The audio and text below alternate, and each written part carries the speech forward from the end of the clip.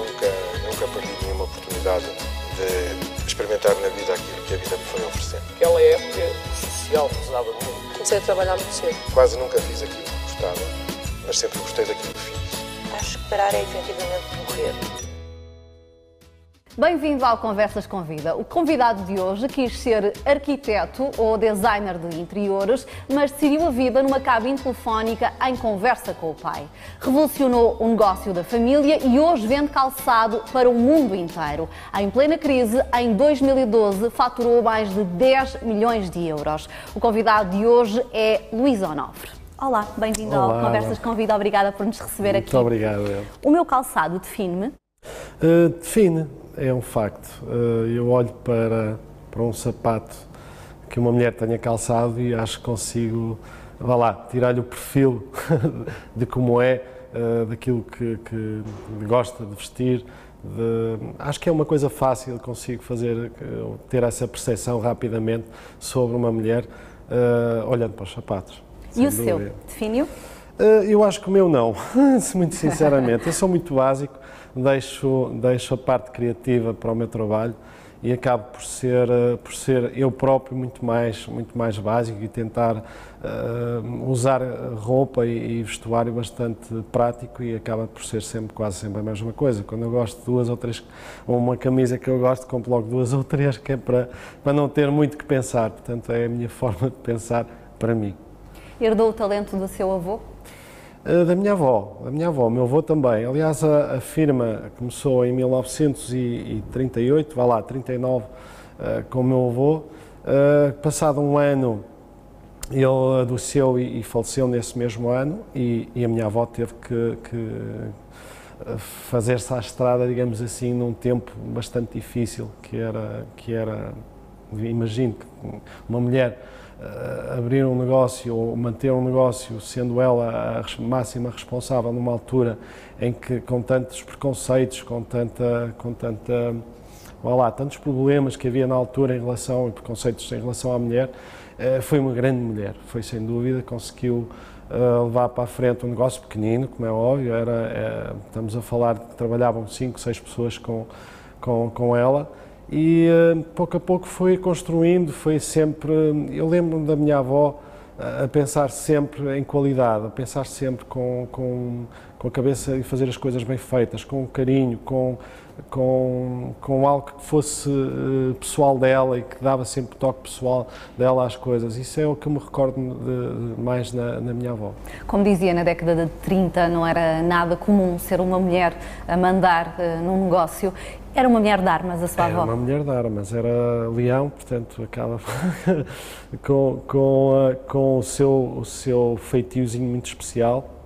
Eu recordo-me de alguns fornecedores mais antigos em que falavam dela também com muito carinho, mas ao mesmo tempo sempre com muito respeito, mas sempre com muito carinho, porque ela acabava por ou demonstrar que era dura, mas tinha sempre o lado muito rigoroso de honestidade, de retidão, e isso acho que foram valores que me transmitiram para o meu pai e o meu pai obviamente transmitiu a mim, e é uma das coisas que eu prezo imenso hoje em dia, são os valores antigos, a forma de lidar com as pessoas cara a cara, por um telefone. Às vezes é preferível fazê-lo assim, ou prefiro fazê-lo assim, do que pegar num e-mail e tudo taxado ali por escrito. É óbvio que isso tem que acontecer depois de conversas de negócios, mas não há como falar cara a cara e resolver as coisas diretamente com as pessoas. Ainda aprendeu alguma coisa do negócio e do calçado com a sua avó? Sim, pouco, porque já quando eu comecei a minha avó já não estava na firma, entretanto ia-me dando algumas dicas de soluções e alguns problemas que às vezes existiam. Era uma mulher que no fundo, matriarca, que acabava por unir a família e conseguir manter, digamos assim, um equilíbrio bastante bom em todos nós. Que memórias de infância é que tem da fábrica, do calçado? É assim, a fábrica não é o que é hoje, estávamos aliás, mudamos de 2 ou 3 sítios, ou de 4, nestes anos todos, e eu lembro-me que sempre convivi, digamos assim, com este mundo de calçado. Por exemplo, há uma situação muito engraçada, que as pessoas entram dentro de uma fábrica e sentem logo o cheiro a pele. E, por exemplo, já nem sinto absolutamente nada, nem sequer consigo ter uma percepção do que é um cheiro de pele. Lá está, porque desde pequenino estive habituado a isso, a entrar na fábrica, a ver aquela parafernália de sapatos, de montagem, da forma como as pessoas abordavam também os sapatos, se calhar de uma forma diferente que se faz hoje. Eu acho que antigamente fazia-se ou tinha-se mais brio profissional naquilo que se faz hoje. Antigamente havia aquele gosto pessoal de tocar, olha, isto está mal, vamos dar aqui um toquezinho, isto não está perfeito, vamos melhorar. Hoje em dia já não há muito tempo, temos os timings cada vez mais curtos, as estações cada vez estão a encurtar mais, porque é mesmo o termo, as próprias feiras cada vez têm vindo a antecipar de uma forma brutal. Mas o que é que acha que se perdeu, entretanto? Falava desse carinho, quase desse amor pelas peças, como se fossem uma obra de arte. É assim, há um preconceito ainda em Portugal que já não existe nos países nórdicos, é uma coisa que tenho tentado fazer ver aqui e em vários sítios, é que o facto de ser um mestre de calçado, a nível, na sua parte O que seria vulgarmente um sapateiro. Sim, exatamente. Um sapateiro hoje em dia quer ser algo como, por exemplo, um médico, um doutor ou uma pessoa doutorada. A verdade é que praticamente os salários estão basicamente iguais.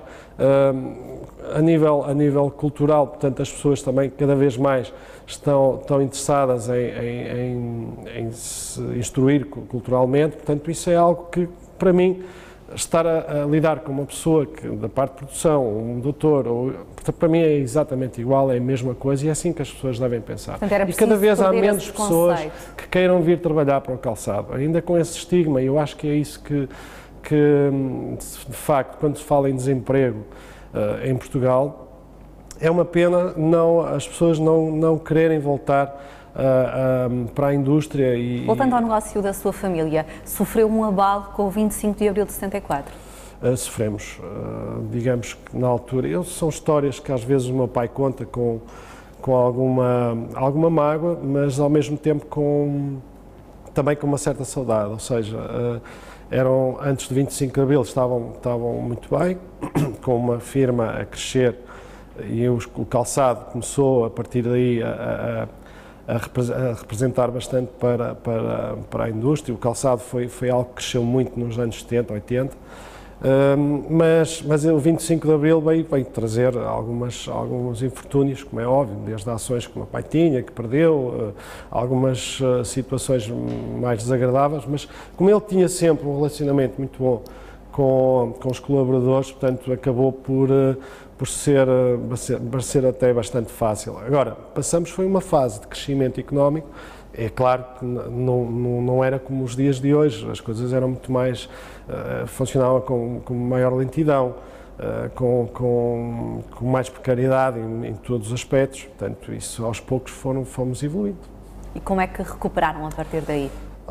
Pouco a pouco, com muita força, determinação, com nunca baixar os braços, acima de tudo. E eu acho que isso na minha família, acho que somos lutadores e eu acho que isso é o que me define melhor, é lutar por aquilo que quero e lutar por quem gosto. O Luís herdou essa determinação? Eu acho que sim, Eu quando tenho que reagir a situações de stress, acho que consigo fazê-lo com calma, mas ao mesmo tempo firme e de forma decisiva. Alguma vez chegou a fazer um sapato com as próprias mãos? Cheguei, sim. Eu consigo fazer um sapato do princípio ao fim. Da parte da costura menos, aí é mais complicado, mas na parte de montagem, acabamento, eventualmente toda a parte de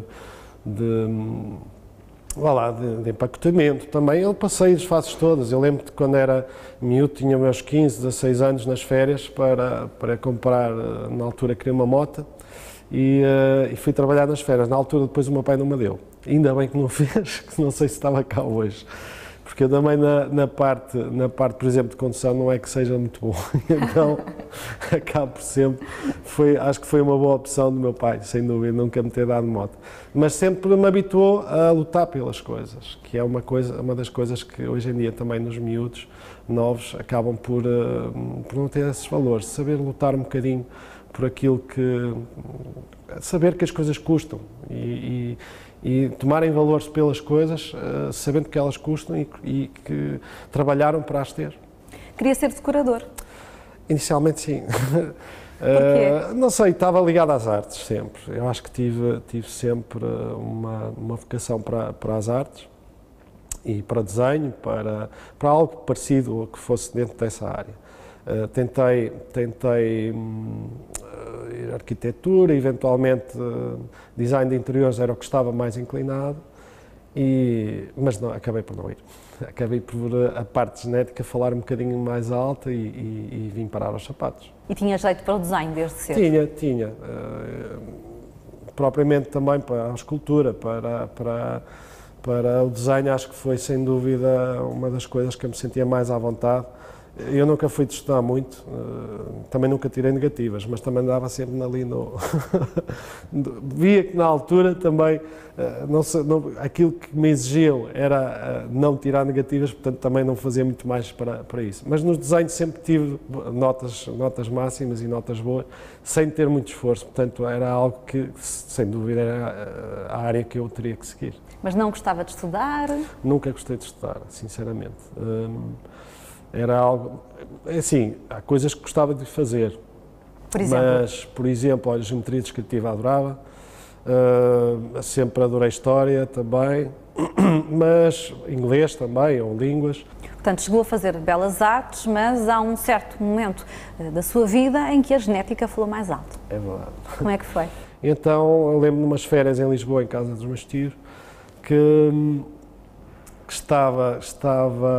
tinha que falar com o meu pai e na altura fui a uma cabine telefónica e comecei a falar com o meu pai e ele a tentar-me fazer ver que na altura eu recordo-me que ele tinha um sócio que acabou a sociedade e veio pedir ajuda, naturalmente, a ver que precisava de alguém criativo para a parte de fazer a coleção e começou-me a fazer ver o de eu ir e seguir o negócio também de família, de não deixar cair uma coisa que era tão bonita e que tinha construído com tantos anos também já, e tudo isso contou. Eu não fui muito à conversa naquela altura, não fiquei assim muito convencido, mas alinhei.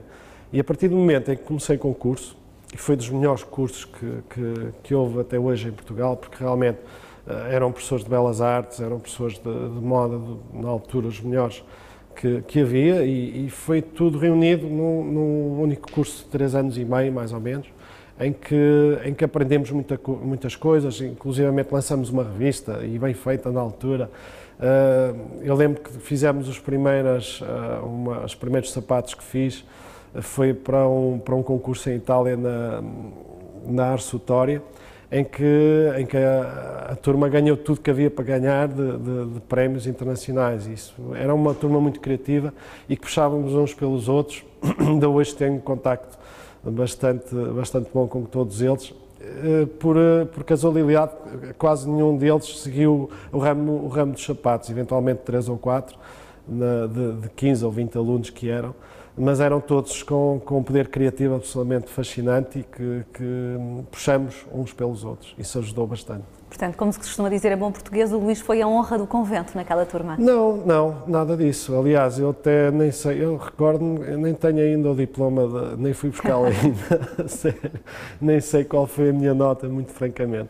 Eu acho que os sapatos também têm a ver com um bocadinho de bom gosto, tem que se ter o alinhamento de materiais, o alinhamento da própria coleção em si. Foi algo que eu fui construindo com o tempo. Foi nessa altura que desenhou o seu primeiro par de sapatos? Foi nesse concurso, eu lembro que foi um sapato verde que demorou-me quase 3 semanas a fazer. Hoje em dia 3 semanas é quase uma coleção que é feita de 250 modelos. É uma das coisas que me dá muito medo, é não fazer uma coleção boa. nós podemos perder muito com isso, se isso acontecer. Eu já tive situações, nomeadamente em 2013, em que passei da melhor coleção que fiz para a pior, e isso depois refletiu-se em vendas, em confiança de clientes. Portanto, é algo que me ficou na memória, uma coisa negativa, mas que no fundo foi positiva para eu não voltar a repetir no futuro. O que é que fez de errado nessa altura? Lá está, fazer a coleção em pouco tempo, não pensar eventualmente em alguns materiais que não deviam ser usados para determinado tipo de sapato, sei lá, formas que não as estudei bem e não calçavam tão bem, problemas de alguns técnicos, enfim, se vamos falar em problemas podemos estar aqui uma hora daquilo que pode acontecer nos sapatos.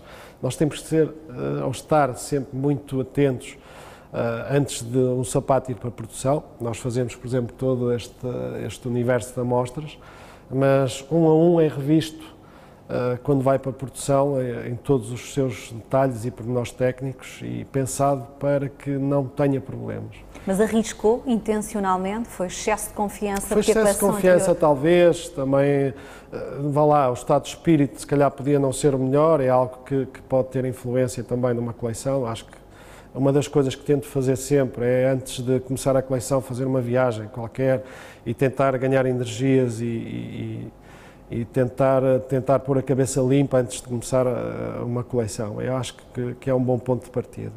Voltando aos primeiros sapatos que desenhou, ainda guarda esse desenho? Ainda guardo, deve estar guardado em algum sítio, de certeza. Mas tenho em memória que foi um sapato inspirado no período românico, com todos aqueles pormenores de bordados, com veludos, um veludo verde que fazia umas folhas e uma cunha em madeira que foi trabalhada toda à mão, as solas todas feitas à mão, que lá está, demorou-me imenso tempo a fazer.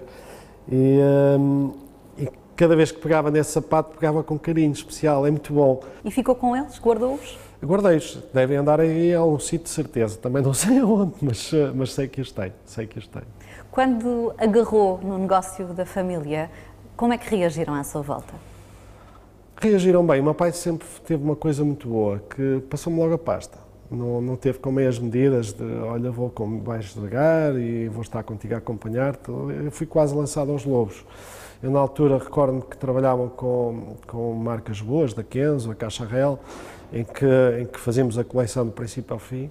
E foi algo que me deu assim um clique para gostar de fazer uma marca e criar uma marca de luxo. Foi sempre o meu objetivo.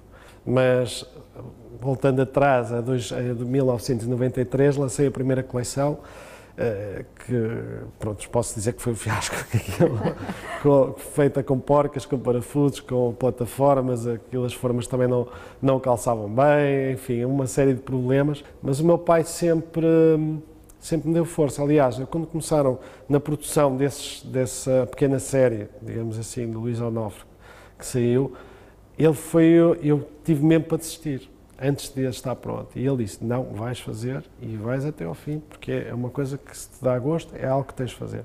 Portanto, foi algo que sempre admirei muito no meu pai. Ele sempre me deu força e soltou-me dentro da firma e fui crescendo sozinho, pouco a pouco, com total liberdade que ele me deu para o fazer. E ninguém na família nem na empresa nunca lhe disse, não vais por aí, isso não vai funcionar, não vais conseguir vender? Sim, sem dúvida.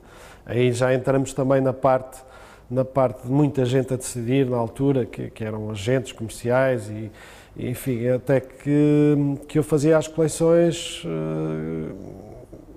dizia sim senhor a tudo, mas depois apresentava uma coisa totalmente diferente. Começava tudo a olhar ao princípio tudo desconfiado, mas o facto é que as coisas começaram-se a vender.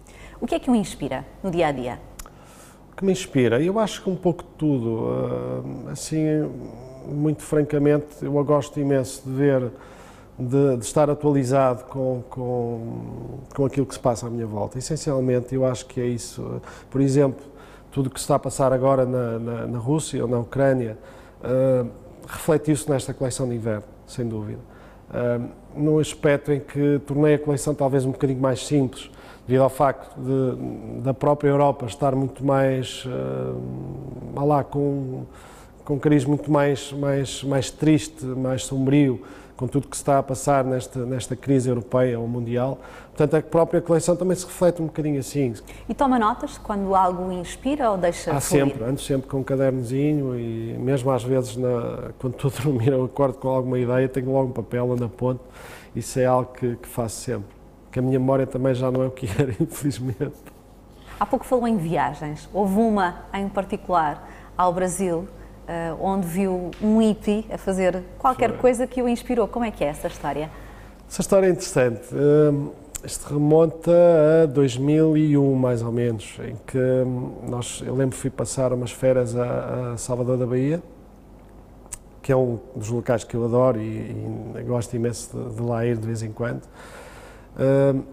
Eu lembro de estar a passar num sítio que era a Praia do Forte e numa vilazinha, que na altura era uma vilazinha, hoje em dia cresceu imenso, mas era uma vilazinha hippie, tudo muito, com uma rua muito interessante, onde faziam todos os trabalhos manuais, com penas, com trabalhos de arame, numa onda muito artesanal, artesanal por completo, mas numa onda muito, que se usava na altura em 2003, muito étnica. E então eu mal passei a um sítio e vi uma miúda com um anel na mão, que vinha por ali acima e subia durante o pulso todo. E comecei a olhar para aquilo e isto estavam uns sapatos giríssimos.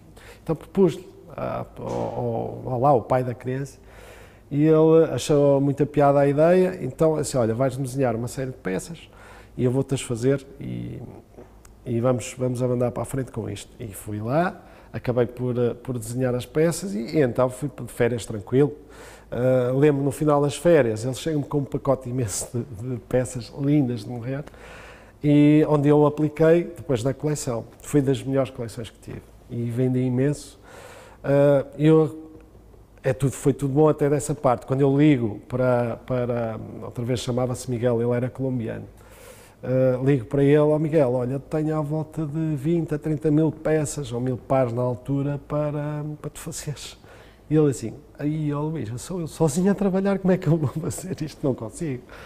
Disse, vais ter que arranjar. E assim, tenho aqui uma ilha hippie, em Arambep, que tem lá à volta de 90 hippies que me podiam ajudar. Mas tens que ficar para me orientar, porque ele nem sequer tinha, nem era registado, não havia nada, absolutamente nada. Então lá vou eu de avião outra vez, tentar pôr o homem legal, tentar arranjar pessoas para trabalhar.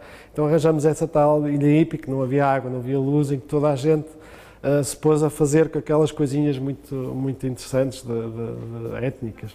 E eu lembro depois de ter ido lá controlar a produção, passado 2, 3 meses, e eram os miúdos com brincos de LOs, sempre muito contentes e a receberem-me de uma forma extraordinária.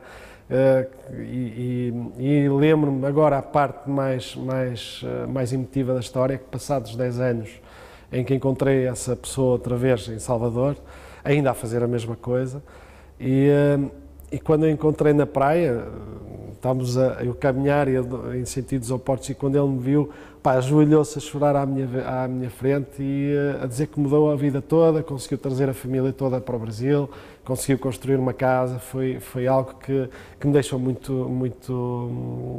não é triste, mas bastante emocionado, como é óbvio, como devem imaginar. Foi destino, foi um golpe de sorte, em que é que acredita?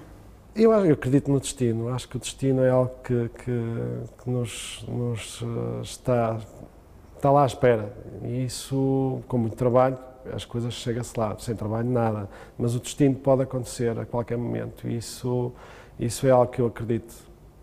Hoje em dia, quanto tempo é que demora a desenhar um par de sapatos? Um par de sapatos, eu falo mais por uma coleção, é quase, nós estamos a acabar uma e a começar com outra, não há quase tempo para nada. Eu, por exemplo, vou apresentar inverno, mas já comecei com o verão há cerca de 15 dias, portanto é algo, ainda ou melhor, antes de terminar essa já estava a começar com a de verão. Mas demora um sapato a desenhar, entre ficar pronto, formas, tudo, demora muito tempo, demora mesmo muito tempo, à volta de uma semana mais ou menos. Depois, quando está tudo decidido, em nível de construções de formas, que é onde começa tudo, é a forma de pé. Se queremos dar um bico fino, um bico redondo, uma sandália, uma bota. Portanto, essa forma, que é algo em plástico que vai lá, que dita o formato do sapato, é algo que onde eu perco muito tempo, onde realmente dedico mais o meu tempo a fazer para que realmente seja confortável, a forma seja confortável, mas no limite da elegância. Eu acho que é aí onde reside talvez o sucesso da minha marca. É um equilíbrio difícil, elegante e confortável. Muito difícil, porque hoje em dia já houve mais. Se formos a ver, e com a globalização, a forma de alimentação das pessoas acaba por ser muito idêntica. Há uma preocupação cada vez mais com a alimentação e cada vez os pés estão a ficar mais iguais uns aos outros. Antigamente não era assim. Nós tínhamos formas para a França, nós tínhamos formas para os Estados Unidos, tínhamos formas para a Ásia. E cada vez mais há um aproximar muito grande de todos e cada vez com pés mais magros. É interessante. Talvez pela mulher se cuidar mais, enfim, há uma série de fatores que assim têm acontecido. Tenho notado realmente que os clientes têm pedido algumas formas mais estreitas, um bocadinho, tem vindo a acontecer isso. Alguma vez experimentou os sapatos que faz? Experimentei há uns tempos, quando fiz agora a campanha para a revista Máxima de 100 Homens Sem Preconceitos, que muito me honrou, foi realmente um dos melhores projetos que tive envolvido até hoje e que realmente reunir 100 homens ou 100 personalidades portuguesas e fazê-los calçar um par de sapatos não foi nada fácil. Até aqui nunca tinha experimentado? Nunca tinha experimentado. Aliás, a minha fotografia ficou muito interessante porque eu não sei por carga d'água disse assim, olha, eu não vou caminhar com os sapatos. Portanto, tirei da ideia que isso aí é algo que eu não vou fazer. Portanto, não sabe andar de salto? Não é não saber, nem quero experimentar. Portanto, eu disse mesmo, olha, não vou experimentar. Então, e o que é que vamos fazer? Olha, faz o pino. E então fiz o pino ali direto e acabou por ficar uma fotografia muito engraçada. Mas tem alguém que costuma experimentar os seus sapatos? Sim, nós temos uma pessoa que faz o wear test, digamos assim. Mesmo lá fora também o fazemos. Temos também a versão dos desfiles em que os pés, aí sim, as manequins têm um pé super magro, em que tem que ser tudo feito à medida para que nada falhe numa passarela. Não é? Quais foram os pedidos mais excêntricos que lhe fizeram? Eu lembro de fazer uma série de sapatos para um israelita que envolviam brilhantes, diamantes, em que em vez de colocar, os cristais Swarovski no próprio salto, tinha que ser com diamantes. E lembro de termos perdido 3 ou 4 diamantes, lá foi o lucro da encomenda logo à vida. Não é? Mas eu lembro que uma vez fiz umas botas para uma cliente que adorava ter umas botas, nunca teve umas botas na vida, porque tinha uma perna cheinha. E quando recebeu as botas ficou tão contente, tão feliz, que mandou-me um ramo enorme de rosas, com toda feliz, e isso também é algo que me preenche e me dá de certa forma alguma vontade de fazer cada vez mais e continuar a fazer estas coisas. Que tipo de sapatos é que são essenciais no roupeiro de uma mulher? Olha, um estileto, um básico, sem dúvida, em nude ou em preto, acho que isso fica bem sempre com tudo. Hoje em dia, o conceito de sandália, de ser usada só no verão, acho que está errado. Portanto, nós, hoje em dia, com os aquecimentos centrais em quase todos os sítios, já estamos a seguir uma tendência, vá lá, que existia já há muitos anos nos países nórdicos, em que elas, por exemplo, saíam com as botas do carro, tiravam as botas só no carro, metiam as sandálias a caminhar pela neve, mas iam para um sítio de sandálias. É algo que, por exemplo, uma sandália de inverno numa mulher fica sempre bem. Um bom calçado é mais importante do que uma boa peça de roupa? Eu acho que sim. Não se esqueça que é onde nós pisamos a terra, é os pés. Os pés são o primeiro contacto que temos com a terra e acaba por ser um suporte e temos que pensar que os sapatos que podem dar muito conforto podem nos traduzir conforto para o resto do corpo e sem dúvida a pele é algo único que realmente pode dar o máximo de conforto e tornar, de fundo, o sapato ou o pé bastante saudável, se o fizerem.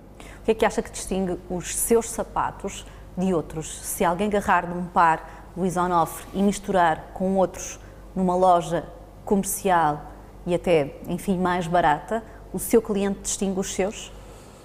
Eu acho que sim. Eu tento evitar de pôr muitos logotipos grandes nos sapatos, até por isso mesmo. Eu acho que criei, vá lá, uma imagem de sapato com acessório, ou com Swarovski, ou um pelo, ou uma pele especial, que eu acho que as pessoas identificam, que as pessoas conseguem identificar, e é isso que no fundo transmite o ADN de uma marca, é realmente de uma época para a outra, não variar muito o conceito das coleções. Quando é que percebeu que tinha uma marca de sucesso? Vou-lhe ser franco, eu acho que ainda não é de sucesso, muito francamente. Não é?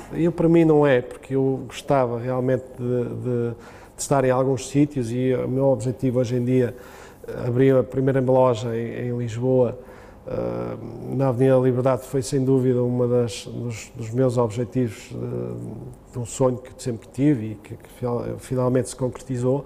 Agora, gostava desse conceito poder ser internacionalizado, e o mais breve possível. Eu acho que aí sim posso falar num sucesso relativo da marca, porque não é só ter a loja, também tem que vender, e as coisas têm que funcionar também. Portanto, isso, para funcionar em pleno, só aí é que posso dizer que teve sucesso. Eu vou tentando, em cada estação que passa, elevar a fasquia em algumas coisas, e esse é um dos meus objetivos que está a ser mais difícil concretizar, e é algo que tem que ser muito bem pensado antes de avançar para um país. Temos que ver, por exemplo, o Brasil. Tive montes de pedidos e tenho bastantes pessoas interessadas na própria marca. Infelizmente, há situações que são adversas a isso. É o facto das alfândegas, das dificuldades que eles põem em todas a entrada de produtos que eles também produzem no Brasil.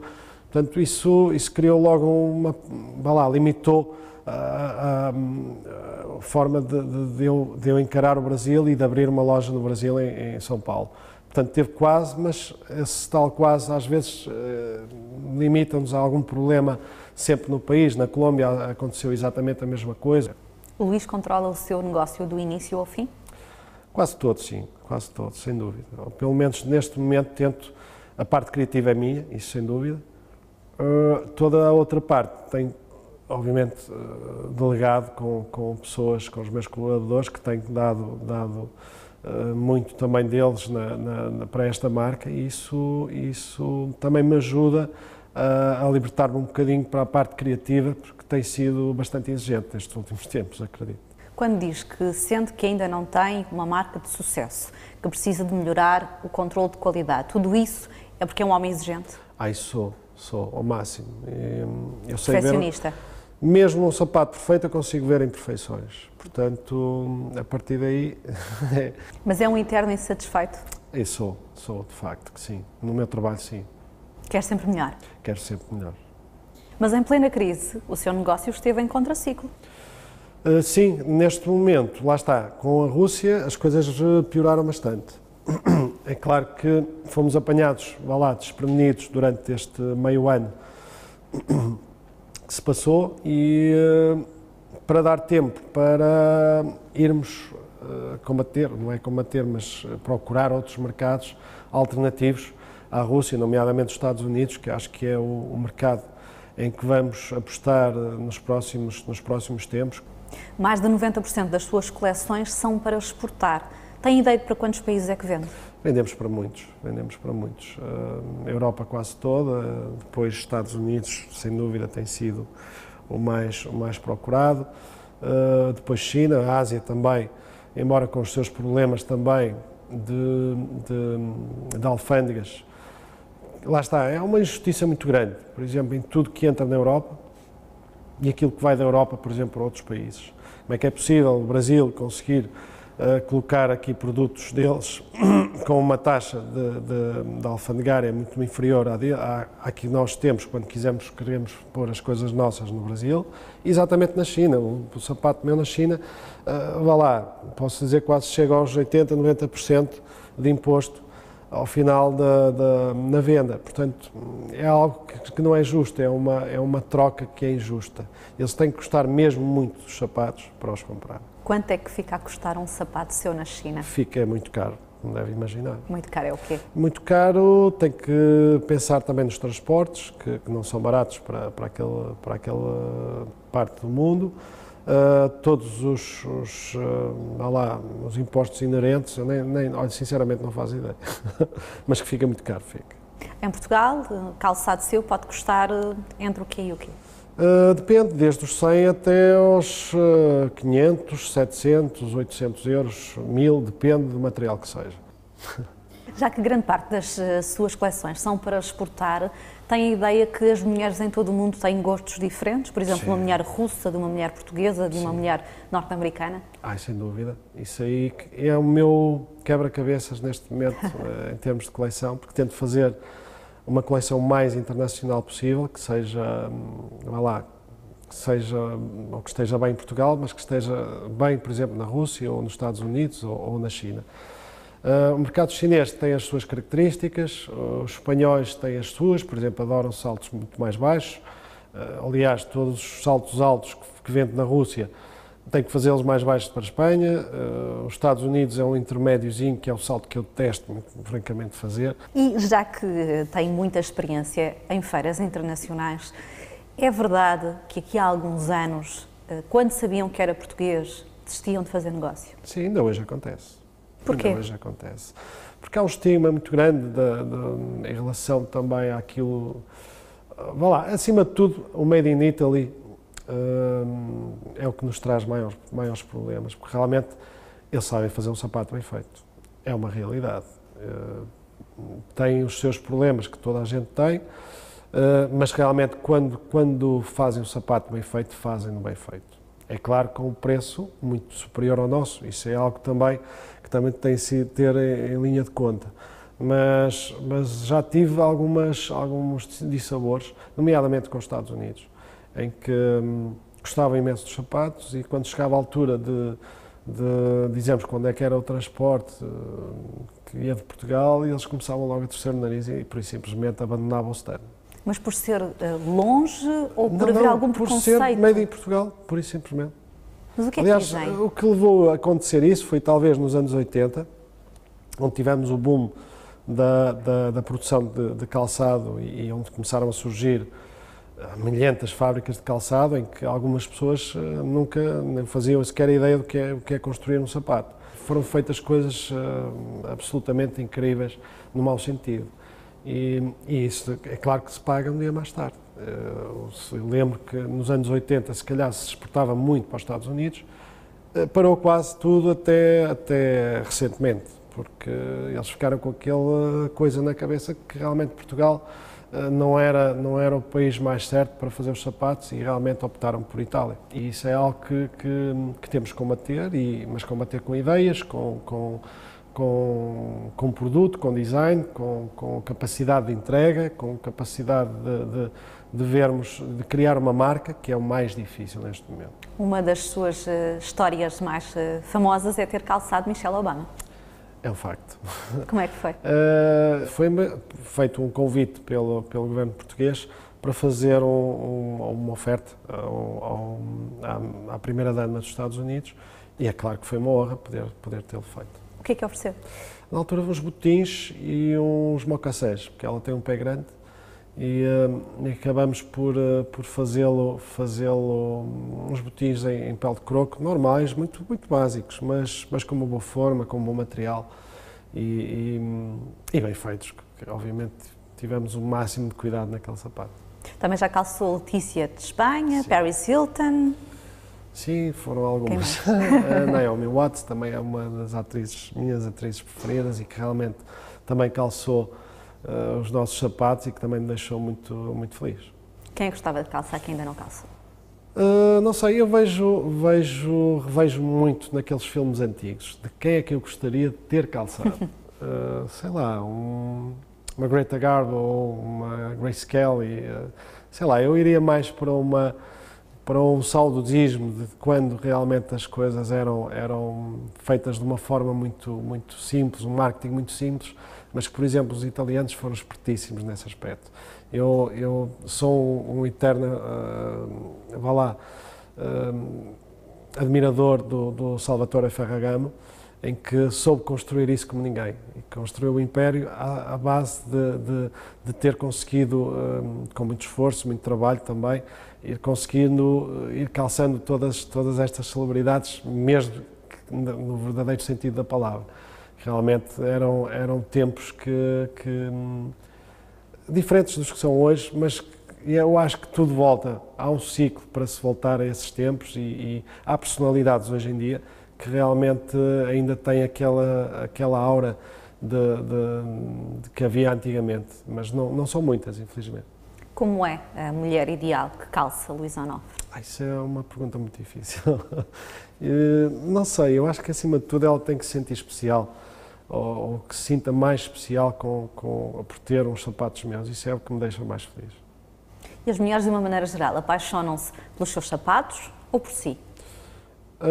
É assim, eu acho que se apaixonam pelos sapatos, é o meu objetivo, não é? Que seja assim, muito francamente. E ainda é um em relação a mim, não sei já. Ainda é um surfista convicto? Sou. Não faço tanto como quero, como é óbvio, mas vou, tento sempre fazer uma viagenzinha de surf. Ultimamente, no último ano, estive na Indonésia, o que eu adorei e espero repetir. Brevemente. E espera que as suas filhas sigam literalmente as suas pisadas? Eu gostava, eu antigamente não. Antigamente sempre pensei que isto era um trabalho tão chato, com tantos problemas, que envolve tanta vontade e querer para se andar para a frente com isto, que não sei se desejaria isso para as minhas filhas. Mas agora, acho que tudo é difícil, qualquer área. Estamos a falar nos dias de hoje, para ser bem feita e para se ter sucesso, tem que se fazer com muita vontade. E acaba por ser igual, o trabalho acaba por ser o mesmo. Portanto, eu gostava que elas um dia pudessem seguir, sem dúvida. Tendo em conta o seu percurso, que conselhos daria a outros empresários portugueses? Assim, em relação a criar uma empresa nova, de calçado, eu penso que, acima de tudo, antes de avançar com o projeto, pensar em qualidade, pensar em capacidade de resposta, fazer uma ponte entre fábrica-cliente ou fornecedor-cliente muito bem feita. Hoje em dia, cada vez mais os clientes têm que ter temos que ter um cuidado especial com toda a gente. As exigências dos dias de hoje são totalmente diferentes das do passado. As pessoas são muito mais exigentes com tudo e mais alguma coisa, com a qualidade, eu posso dizer que às vezes até chegam a um ponto do ridículo já. Qualquer coisinha, um picozinho no sapato, isto é motivo para ser devolvido. E com isto temos de ter muito cuidado mesmo. E outra das situações é a parte criativa e a parte do marketing, que para mim não é a mais importante, mas sem dúvida é a mais importante na realidade, porque quem não fizer um bom marketing à volta de um produto, seja ele qual for, é claro que ele não vai ter sucesso. Isso é ponto assente. E o que é que um empresário português precisa dos políticos ou do governo, seja este ou outro qualquer? Acima de tudo, que baixem os impostos, porque tem sido difícil, nestes últimos tempos, trabalhar tanto, ver resultados e esses resultados, por simplesmente, irem para o nosso sócio principal, que é o Estado. E talvez isso desmotive, e é um facto. Tenho falado com muitos empresários, muita gente, não só ligada aos sapatos, mas outras áreas, e as pessoas sinto que há uma desmotivação geral, em termos de vontade de quererem fazer alguma coisa, montar novos negócios, porque dizem assim, para que é que eu vou abrir, porque isto não, já está a dar tão pouco. Eu sei que até, se calhar até ia ter resultado este negócio, mas para quê? Para ir tudo para o Estado. Quer dizer, isso é um discurso que cada vez é mais frequente e que me assusta muito francamente. O Luís Onofre tem faturação, tem uma marca que é reconhecida internacionalmente, vende para o mundo inteiro, mas diz que considera que não tem sucesso. Até foi condecorado pelo Presidente da República. O que é então ter sucesso? O que é que lhe falta? Acima de tudo é criar as lojas. Eu acho que as lojas próprias são o meu objetivo principal e eu não descanso enquanto não o fizer. Portanto, mas tenho que o fazer com pés e cabeça, com determinação, mas sempre com cautela. E quando o fizer, tenho que ter a certeza que a marca é conhecida mundialmente e de uma forma muito mais abrangente. Também não queria muito. Vá lá, a minha ambição vai até um ponto. Eu aí já queria, por exemplo, deixar um legado, por exemplo, para as minhas filhas, em que elas pudessem ter isso para fazer para o futuro. Onde é que se imagina daqui a 10 anos? Se possível, bem de vida, comigo mesmo, fazer aquilo que gosto. É isso só que eu peço. Se não forem os sapatos, que seja outra coisa, mas principalmente daquilo que gosto. Luís Onofre, foi um gosto conversar Muito consigo. obrigado. Muito obrigada. É o ponto final deste Conversas com Vida. Já sabe, todas as sextas-feiras aqui no ETV damos mais vida às suas conversas. Até lá.